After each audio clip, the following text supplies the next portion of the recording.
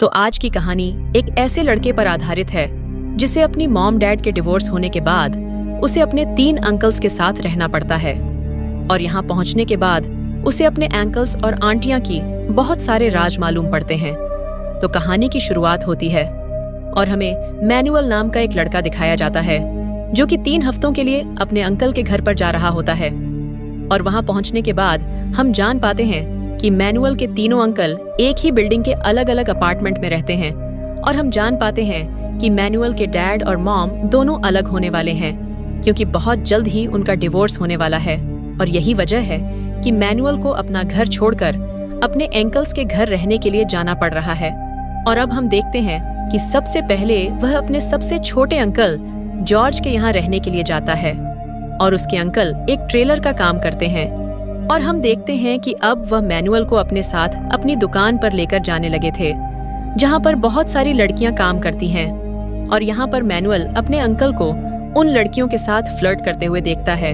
लेकिन तभी वहाँ पर जॉर्ज की बेटी फ्रेया आ जाती है। उसे देखने के बाद मैनुअल पूरी तरीके से फ्रेया की तरफ टक्ट हो जाता है।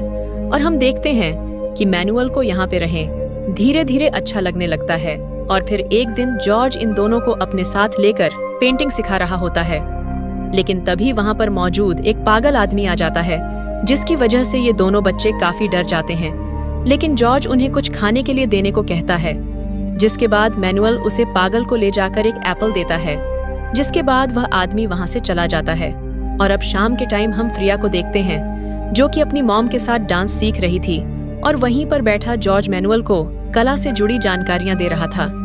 लेकिन मैनुअल का ध्यान कला की बजाय फ्रेया पर टिका था। और हम देखते हैं कि धीरे धीरे मैनुअल फ्रेया को काफी ज्यादा पसंद करने लगता है। और यह बात अब फ्रेया को भी समझ में आने लगी थी क्योंकि वो भी अब मैनुअल को पसंद करने लगी थी। और इसी वजह से ये दोनों हर वक्त एक दूसरे के साथ ही रहने लगते हैं। और फिर एक दिन हम देखते हैं कि ये दोनों छत की टेरेस पर होते हैं जहां पर फ्रेया ये चीज नोटिस करती है कि मैनुअल खुश नहीं है और वो अपने मॉम डैड के अलग हो जाने की वजह से काफी डिप्रेशन में रहता है। और अब इतना सब कुछ सोचने के बाद फ्रेया को लगता है कि वो उसे एक प्रॉमिस करे, जहां पर वो उसे प्रॉमिस करती है कि वो उसका साथ कभी जिंदगी में नहीं छोड़ेगी। जिसके बाद वह अपने दूसरे अंकल के राज दिखाने के लिए उसे अपने साथ लेकर जाती है। और अब वहां पहुंचने के बाद मैनुअल देखता है कि उसकी अंकल अपनी ही सेक्रेटरी के साथ इंटीमेट हो रहे होते हैं। और असल में हम जान पाते हैं कि उसके अंकल माइकल एक गे हैं। और मैनुअल ये सब कुछ देखने के बाद काफी हैरान रह जाता है। और अब दूसरा हफ्ता लगने के बाद हम देखते हैं कि मैनुअल को अपने अंकल माइकल के साथ ही रहने जाना पड़ जाता है, जहां पहुंचने के बाद वो उसकी बेकरी में घूमता हुआ नीचे चला जाता है। और वहां पर उसके अंकल एक खतरनाक म्यूजिक बजा रहे होते हैं। और अब मैनुअल को अपने सामने देखने के बाद वो उसे अपने पास ही बिठा लेते हैं और उसे अपनी म्यूजिक के बारे में बताने लगते हैं। और अब अगले सीन में माइकल की वाइफ उनसे कहती है कि वह काम पर जरा भी ध्यान नहीं देता और उसका पूरा ध्यान सिर्फ म्यूजिक में ही होता है। और यहाँ पर इनके बीच थोड़ी बहुत बहस भी हो जाती है। और अब माइकल मैनुअल को बताता है कि उसे बेकरी का काम बिल्कुल पसंद नहीं है और उसे सिर्फ और सिर्फ म्यूजिक सुनने और बजाने में ही खुशी मिलती है। और अब कुछ टाइम बाद हम फिर से माइकल और उसके असिस्टेंट को एक दूसरे के साथ देखते हैं, जहां पर माइकल का असिस्टेंट माइकल से कहता है कि कुछ ही दिनों में उसकी शादी होने वाली है, इसीलिए वह माइकल के साथ ये रिश्ता खत्म करना चाहता है। जिसे सुनने के बाद माइकल को बहुत ही ज्यादा गुस्सा हो जाता है क्योंकि उसका लगाव अपने असिस्टेंट से इतना ज्यादा था कि उसके जाने के बाद वह खुद खुशी करने की कोशिश करता है। लेकिन इसमें वह हिम्मत हार जाता है। और यहाँ इनकी बातें मैनुअल और फ्रेया भी सुन रहे होते हैं। और अब शाम के टाइम हम देखते हैं कि मैनुअल जब अपनी आंटी के कमरे में जाता है तब वो उससे पूछती है कि आखिर वह इतनी खूबसूरत कैसे लगती है। तब उसकी आंटी उससे पूछती है कि क्या वह कितनी खूबसूरत लग रही है। और फिर वह मैनुअल के सामने ही अपने कपड़े उतारने लगती है।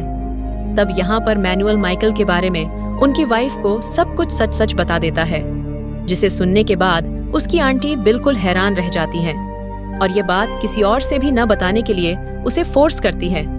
और अब हम देखते हैं कि माइकल की वाइफ माइकल का बहुत ही ज्यादा केयर करने लगती हैं ताकि उसे किसी भी तरह की कोई परेशानी न होने पाए।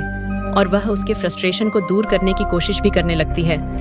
और इधर हम मैनुअल को देखते हैं जो कि अपने सपनों की दुनिया में खोया हुआ था, और वह लोग छत पर घूम रहे होते हैं। लेकिन तभी अचानक एक लड़का और लड़की उनके छत से पीछे की तरफ जाने लगते हैं। तब यहाँ पर फ्रिया उनके बारे में बताती है कि ये हमारे सबसे बड़े अंकल की बेटी लॉरा है, और उसके साथ उसका बॉयफ्रेंड भी था, जो कि छत पर ड्रग्स लेने के लिए आए थे। और तभी नीचे से चीखने की आवाज आने लगती है, और इन्हें वहां पर पता चलता है कि इनके अंकल माइकल की मौत हो चुकी है, जिसकी वजह से पूरे घर में अब अफरा तफरी मर चुकी थी। और यहाँ पर माइकल के दोनों भाई आकर उसे देखने लगते हैं, और इस बात से उन्हें समझ आ जाता है कि माइकल को दिल का दौरा पड़ गया है। लेकिन यह लोग बहुत ही मशक्कत करने के बाद माइकल की जान बचा ले देते हैं। और अब हम देखते हैं कि मैनुअल का तीसरा हफ्ता लगने के बाद उसे अपने दूसरे वाले अंकल के घर से जाना पड़ जाता है, जिसके बाद वह अपने तीसरे अंकल एंथोनी के घर पर पहुंचता है, जहां पर वह अपने अंकल और आंटी और सारे घर के लोगों को बहुत परेशान करता है। और अब कुछ टाइम बीत जाने के बाद मैनुअल के डैड उसे फोन करते हैं और उसे कहते हैं कि वह बहुत जल्द उसे लेने के लिए आएंगे। अब यहाँ पर मैनुअल को पाता है कि एंथोनी के घर में एक कमरा है जहाँ पर किसी को भी जाने की इजाजत नहीं है। लेकिन अब मैनुअल और फ्रेया घूमते हुए उस कमरे तक चले जाते हैं जहाँ पर एंथोनी पहले से ही उस कमरे में मौजूद था। लेकिन वह अपने पर्सनल रूम में इन दोनों को देखने के बाद इन दोनों के ऊपर गुस्सा नहीं करता और वहां पर रखी अपनी पर्सनल चीजों से उन्हें रूबरू कराने लगता है। और तभी यहाँ पर एक लड़की आती है जो कि मैनुअल के अंकल से बताती है कि वह उनके डैड को और नहीं संभाल सकती, यानी मैनुअल के दादा को, क्योंकि वह बहुत ही अजीबोगरीब बातें करते हैं। और हम जान पाते हैं कि एंथोनी के डैड बहुत बीमार हैं और उनकी देखरेख का काम यही लड़की किया करती है।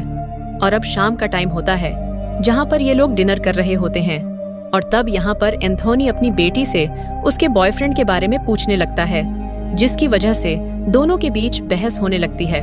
और अब गुस्से में आकर एंथोनी खाने के टेबल पर रखे सामान को फेंक देती है। अब एंथोनी को ऐसा करता हुआ देखकर मैनुअल काफी डर जाता है। तब एंथोनी की बेटी मैनुअल को समझाती है कि उसके डैड गुस्से में आकर कभी कभी ऐसा कर दिया करते हैं। अब थोड़ी देर गुजर जाने के बाद उसके अंकल ऐसा बिहेव करने लगे थे कि मानो जैसा कुछ वहां पर हुआ ही ना हो, जिसके बाद अब मैनुअल को यह सब कुछ थोड़ा अजीब लगने लगता है। और सबका मूड खराब होने की वजह से मैनुअल के दादा डिसाइड करते हैं कि सारे लोग समुंदर के सफर पर घूमने चलते हैं ताकि सबका मूड ठीक हो जाए। और अब अगले दिन हम देखते हैं कि मैनुअल अपने अंकल के पूरे परिवार के साथ होता है, जहां पर हम देखते हैं कि ये लोग अब समुंदर के किनारे बहुत सारी मस्ती कर रहे होते हैं।